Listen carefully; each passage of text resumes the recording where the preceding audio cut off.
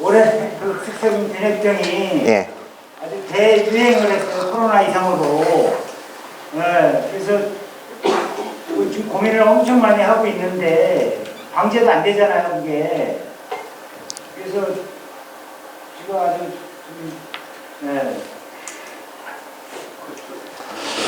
저 뒤에 이렇게 보시면 흑색성 균핵병 좀 나올 거거든요.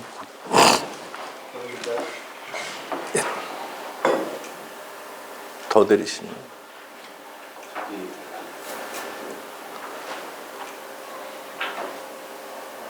예. 죄송한데요. 이렇게 자꾸 중간중간 이렇게 막 하시면 제가 진단하기가 좀 어려워서. 자, 흑색성 균핵병이, 자, 이제 제일 문제가 뭐냐. 방제가 안 되는 이유가 뭐냐면, 우리가 초기 방제를 놓쳐서 그렇습니다. 첫 번째는. 그러니까 흑색성 균핵병균이 지금쯤이면 다 마늘 이렇게 뽑아보시면 다 새까맣게 돼 있을 거예요. 마늘 이렇게 뽑아놓으면. 그게 다 이제 흑색, 균핵입니다. 그거는. 균핵은 농약을 아무리 이렇게 뿌려도 죽질 않아요. 그래서 방제하기 굉장히 어렵습니다. 그래서 일단은 흑색 썩은 병균이 균핵 자체에서 발활해서, 균핵이 발활해서, 그것도 씨앗이니까 발활을 해서 막 자랄 때, 그때는 농약이나 아니면 아까 말씀드린 알찬이나 이런 걸 뿌려놓게 되면 그때는 얘가 잡혀요. 초기에는. 근데 얘가 계속 먹어가지고 지금쯤이면 다 균핵이 이미 다 형성이 돼가지고 마늘 노랗게 될 정도 되면 이미 상황이 종료된 상황입니다. 그렇죠? 마늘 이파리가 아주 진녹색을 띠면서 쫙 자라 올라올 때, 이때는 우리가 흑색병 균핵병이 있는지 없는지 자체를 잘 모르죠. 네, 모르는데 일단 생육이 약간 멈칫거리고 이제 자라지를 못하는 것 같다 싶으면 그때는 벌써 뿌리를 이제 가위를 시작한 겁니다. 뿌리가. 그때쯤이면, 그때는 이제 아까 말씀드린 알찬이를 뭐 물에 타가지고 이렇게 관주를 시키든 이렇게 하셔야 되는데, 얘가 아까 말씀드린 대로 초기에 1차적인 방제는 어쨌든 내가 미생물 제제를 뿌리든 아니면 농약을 뿌리든 1차적인 방제는 그때는 돼요. 파종하고 나서부터는. 근데 문제는 그 다음에 1월달에서 2월달 사이에 그때 한 번 더 줘야 된다는 거죠. 내 밭에 흑색성 균핵병균이 왔었다 그러면 적어도 한 번 정도는 더 주셔야 된다. 이렇게 보시면 내 밭에 흑색성 균핵병균이 안 왔었는데도 올 수 있는 게 뭐냐면, 다른 밭에서 흑색성 균핵병균이 있는 밭에서 로타리를 치고 그 로타리가 다시 우리 집으로 그냥 오지요. 근데 로타리 치시는 분들이 밭 한 자리 로타리 쳤다고 그래서 로타리 닦아가지고 오지 않습니다. 절대. 그렇죠. 시간적으로 여유가 없으니까. 그러면 내 밭에 들어오는 입구, 여기 보시면 이쪽에 입구 쪽에 보면은 흑색성 균핵병균이 그쪽으로 와요. 왜 옵니까? 이 밭에서는 원래 없었어요. 없었는데 다른 집 로타리 치고 다니던 트랙터가 우리 집 와서 로타리 치고 들어가면 맨 먼저 떨어뜨려 놓는 데가 저 부분입니다. 그렇죠? 입구에, 트랙터 들어오는 입구, 로타리 치는 입구부터 거기다가 다 떨어뜨려 놓고 가요. 그러면 거기가 제일 많이 생깁니다. 그러니까 이 흑색성 균핵병균을 이렇게 보실 때는 트랙터가 들어오는 진입로, 거기를 제일 먼저 보시는 것이 제일 좋습니다. 그리고 내 밭에 흑색성 균핵병이 왔다 그러면 거기는 적어도 3년 이상은 마늘 농사를 짓지 마세요. 마늘이나 양파랑 똑같이 옵니다. 흑색성 균핵병은. 내가 완벽하게 잡았다고 생각이 안 되면 그때는 마늘 농사를 지시면 안 돼요. 그 밭에는. 그리고 이제 만약에 친환경 저기를 하신다 그러면 그 밭에 3년 정도 이제 농약을 아예 농약으로 갖다 때려 부어놓고 한 3년 정도 지난 다음에 마늘 농사를 지셔야 돼요. 마늘 약발이 다 떨어져 나갈 때까지 기다리셨다가 그렇게 농사를 지셔야 될 것 같습니다. 이게 굉장히 골치가 아파요. 이게 준사로 있을 때는 우리가 잘 모르기 때문에 마늘 자체가 이미 생육이 떨어지고 약간 이제 뭐라고 그래야 되죠? 생기를 잃어버리죠. 마늘 이파리 자체가. 예, 그때쯤 되면은 거의 이제 마늘 뿌리 이렇게 캐보면 거기가 이제 막 준사가 쫙 달라붙어 있는 거. 그때까지만 방제가 가능하고 그 이후 넘어가 버리면 방제가 굉장히 어렵습니다. 예.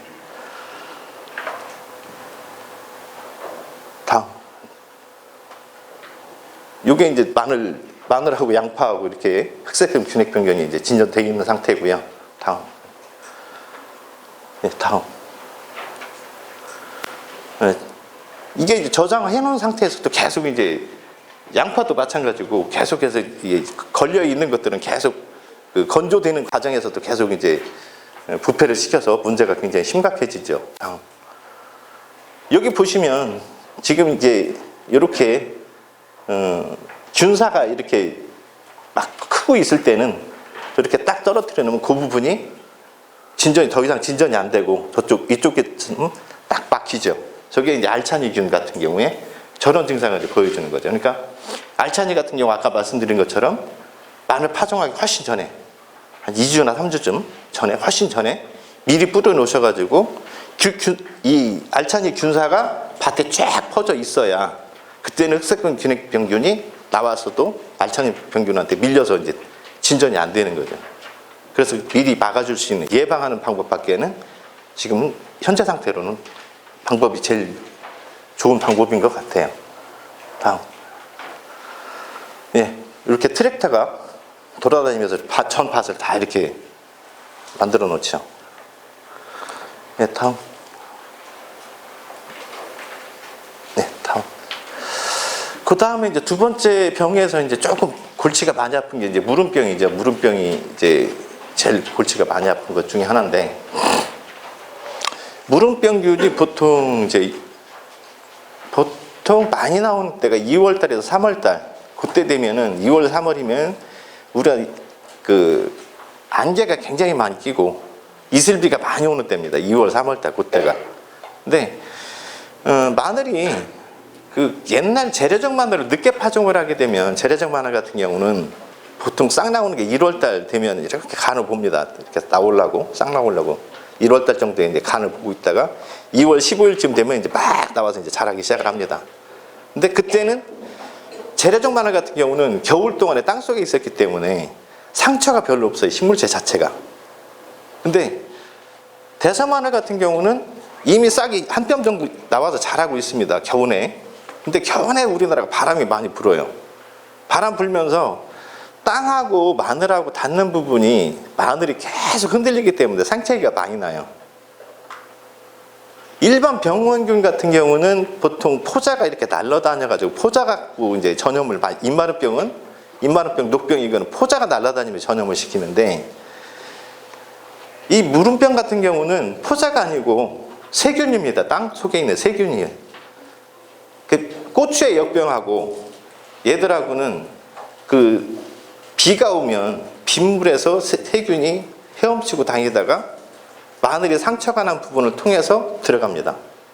그러니까 무름병을 이렇게 자세히 보시면 땅하고 닿는 부분, 그 부분 맨 껍데기 부분이 이렇게 먼저 먹습니다. 그래서 그 부분을 다 먹으면 뚝 끊어지죠, 이파리가. 뚝 끊어지고 쭉 치고 올라오죠. 그리고 그 안에 또 먹기 시작을 합니다. 그렇죠? 그렇게 해서 두 번, 세 번 하다가 이제 나중 되면 주저앉아 버리죠.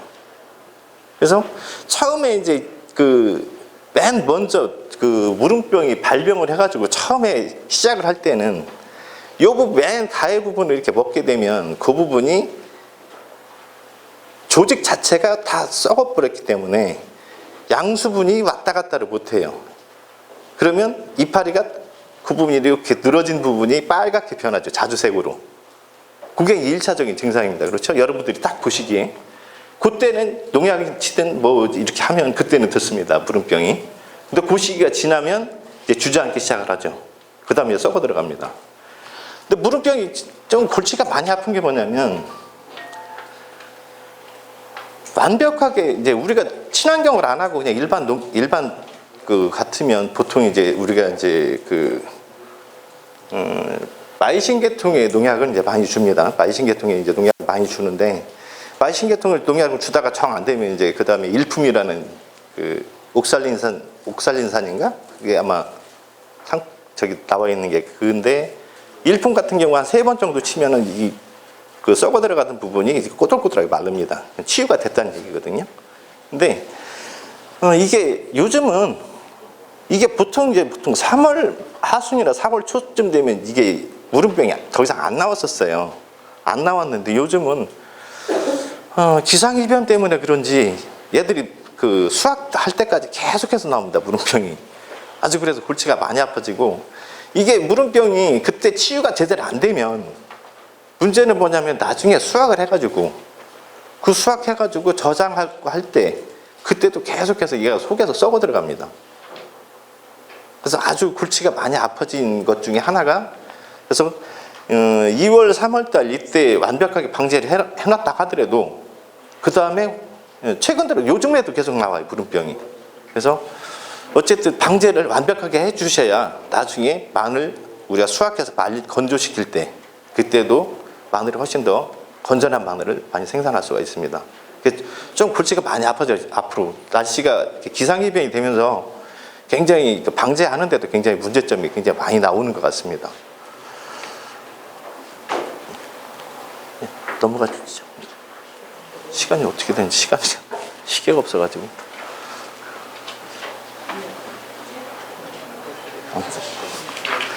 예, 계속 넘어가 주시고요. 예. 시간이 없어서 그냥 막 녹병은 사실은 일반 마늘에서 녹병은 잘 안 나옵니다. 많이 나오는 거는, 지금 많이 나오는 건 사실은 제일 문제되는 거 지금쯤이면 입마름병이죠. 입마름병은 우리가 이제 자꾸 그 일반적으로 마늘이 4월 달 되면서 온도가 굉장히 급격하게 올라가죠. 마늘 자체는 20도씨, 그러니까 우리가 옷 반팔 입었을 때 산뜻산뜻하다 할 정도, 그때 정도 온도가 제일 마늘이 크기는 좋은 온도입니다. 그러니까 서늘한 기후를 굉장히 좋아해요. 근데 25도씨 이상 올라가면, 우리가 뜨겁다 생각하는 25도씨 이상 올라가면 마늘이 생육이 멈춥니다. 그때부터는. 그래서 사실 5월달 이때 4월 중순부터 5월까지 그때 온도가 많이 올라가지 않고 올해처럼 산뜻산뜻한 기후면은 마늘이 굉장히 잘 돼요. 원래는. 그래서 온도가 이 정도로 계속 유지가 된다 그러면 마늘이 계속해서 큽니다. 근데 5월 중순 넘어가면 30도 이상 막 넘어가 버리죠. 이제 30도 이상 넘어가 버리면 마늘이 더 이상 자라지 않고 그때부터 휴면기로 이제 들어갑니다.